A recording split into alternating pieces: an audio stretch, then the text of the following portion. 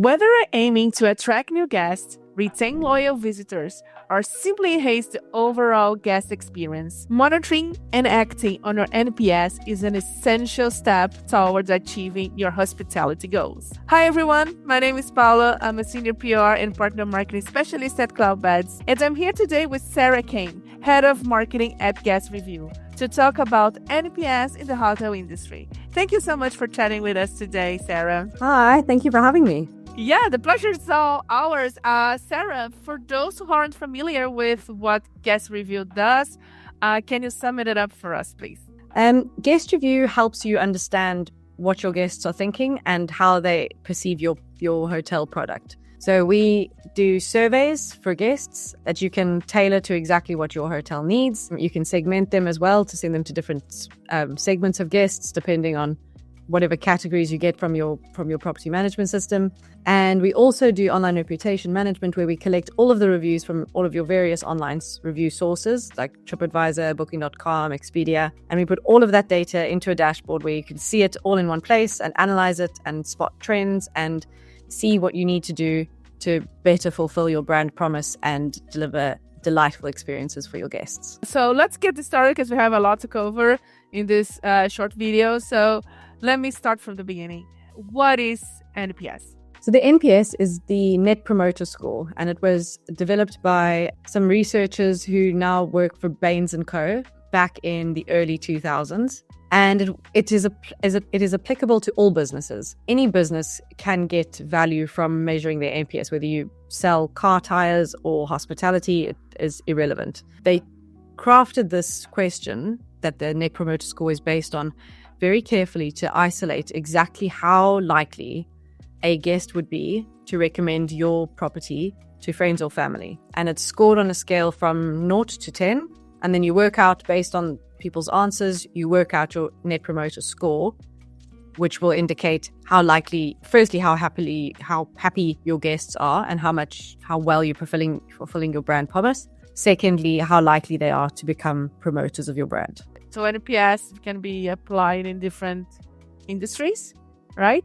And then you have the specific use in the hotel industry, which is what we are focused here. So I think you already mentioned some things that the NPS score can indicate about hotel guests. What else can we learn from the NPS? What can indicate to hotels about the guests? The way that the NPS is structured is there's 3 tiers of guests. You've got your detractors, your neutrals, and you've got your promoters. It's not equally split. So promoters are only people who've given you a score of 9 or 10. Passives or neutrals are anybody who's given you a score of 7 or 8. Detractors is 6 or lower. So anybody who's given you a score from 0 to 6 is considered a detractor, which is quite harsh. And a lot of hoteliers say, you're calling a lot of people detractors. 6 is fine. 6 is not a terrible experience. But the reason that it's divided this way is because those scores indicate real-world buying behaviors that those guests will then engage in. Only guests who give you a 9 or a 10 are in fact likely to come back or likely to recommend you to their friends and family. More than 50% of referrals come from guests who've scored you 9 or 10. According to the researchers. What these different groups indicate to you is the buying behavior of these customers. Detractors are more likely to default, look elsewhere, look at another brand. They spend less per stay. Promoters, people who are happy, are likely to spend more. They'll generate more in in ancillary revenue and non-room revenue. They'll likely give you better reviews, which of course is good for bringing in more customers in the future. Your detractors are exactly that. They're likely to, firstly, not spend more money with you because they're not enjoying themselves as much, or you're not giving them what they thought they were going to get. Let me put it that way. And they are also more likely to give you a negative review online, which will obviously negatively impact your online reputation.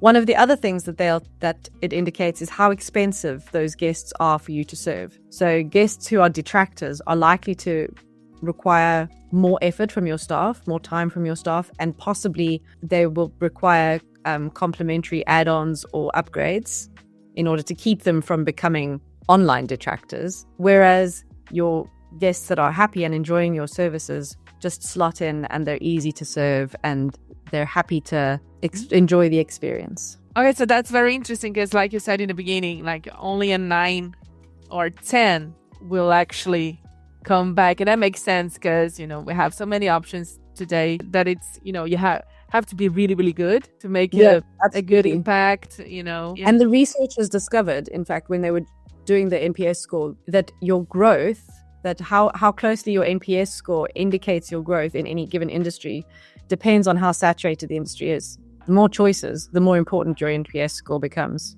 It makes a lot of sense. So, okay, so we already cover what it is, what can indicate. So the final question here is, what can hotels do with their NPS? They see this, they get the score, how they can get into action. The first thing is to set yourself a target NPS score and to plot your NPS over time, because an NPS score is not in and of itself good or bad. We get a lot of people asking us, what is a good score? As long as it's in the positive, then it's a good score, because you get it from minusing your number of detractors, your percentage of detractors from your percentage of promoters. So as long as you've got more promoters than detractors, you're fine. But what you want to be doing is plotting that over time and monitoring the impact that changes you make in your business have on your NPS score. So one of the examples we gave in the blog was a change of a front of house manager, and then you can see and then following that change, the NPS score rises, which indicates obviously that was a good change. You might see that after you've renovated the rooms on floor 2, the NPS score from your guests on floor 2 starts to decrease, in which case you probably did something wrong in your renovations. So you want to plot it over time. The other thing that's really handy for the NPS score is that because you can segment people into these groups, you can say, right, 8s, 9s and 10s are our promoters. Go and have a look at what they've suggested or at what they've said in their reviews. And that'll give you your content that you need for social media and marketing materials, because they will be able to tell you exactly what's delightful about your property. If you then sort your feedback by detractors and say, I want to see what anybody who gave me 6 or less is thinking, they'll tell you where you're going wrong. No, that's a great tip. Especially I think everybody talks about the bad ones, of course, like bad reviews or NPS, and like how to improve. I do like your tip on the good ones, that you can see what is actually make you that good, that you should actually use in marketing. Sometimes you overlook things about your own property. If your hotel's on the side of a mountain with a beautiful view, and you see that view every day, but for your guests, it's amazing. Yeah, no, that's totally true. We take it for granted things, and